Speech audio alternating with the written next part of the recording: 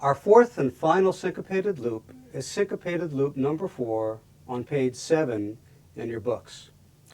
Now here, our rhythm is going to combine elements of the first 3 syncopated loops. Now we've modulated to the key of G. So we're going to have new chords based off of a G chord. But let's look at our strum first.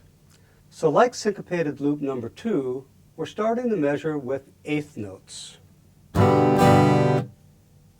But then, like syncopated loop number 1, we're going to an eighth and a quarter.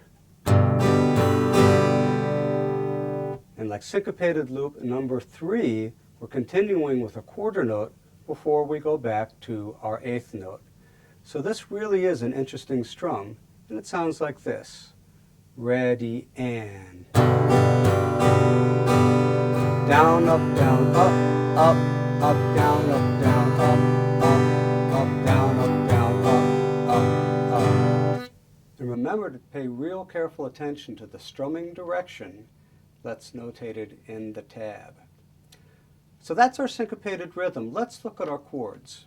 We're in the key of G, and look carefully at the G chord in the chord chart because you're using your second, third, and fourth fingers rather than your first, second, and third fingers on the left hand. We call this an alternate G. And we're doing this so we can more easily reach the next chords. So the first measure is a G chord, the new fingering. The second measure is an A minor 7 slash G. This is the first of our slash chords. And in a slash chord, the first letters are the chord itself, in this case an A minor 7, and then the letter after the slash indicates the note in the bass, in this case a G chord. So if you look at the chord chart, you'll see that the 6th and 1st string stay the same. Your fingers don't move. Your 3rd and 4th finger on the left hand stay. But then your first 2 fingers form what looks like an A minor 7 chord over that. So you've got the sound of the A minor 7, but with the 7th in the bass. The third measure goes back to the G chord, and then the fourth measure is a very cool chord. This is a D7 sus4 over a G. So like before with the D, we're going to add a suspension. We're doing this by keeping that pinky on the first string 3rd fret where it's been the whole time. It doesn't move. And the first finger, as you'll see in the chord chart, goes on the 2nd string 1st fret. But now our second finger comes over to the 3rd string 2nd fret. So we get this sound.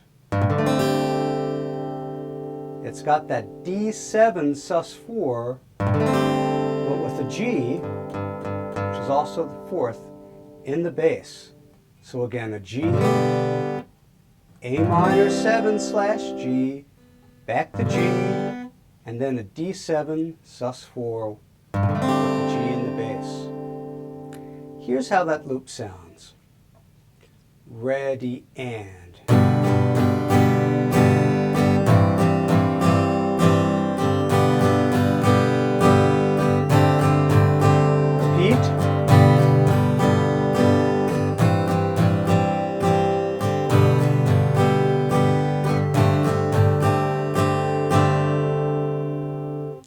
And that D7 sus4 is so cool because it sounds like a 5-7 chord, but it's not quite ready to rest, so it brings us really naturally back into the beginning of the loop again. So once more, you're using a combination of rhythm and the chords to create interest. And of course, since our last loop was in the key of D, you can paste this loop onto the end of that and modulate from D to G. So now our first 4 loops, each being 8 measures with repeats, if you paste them onto each other in any combination you like, you'll now have a 32 measure loop to accompany whatever you like. I think you'll get creative ideas just by playing these loops with how you can use them with your students and your clients, and that's our final syncopated loop.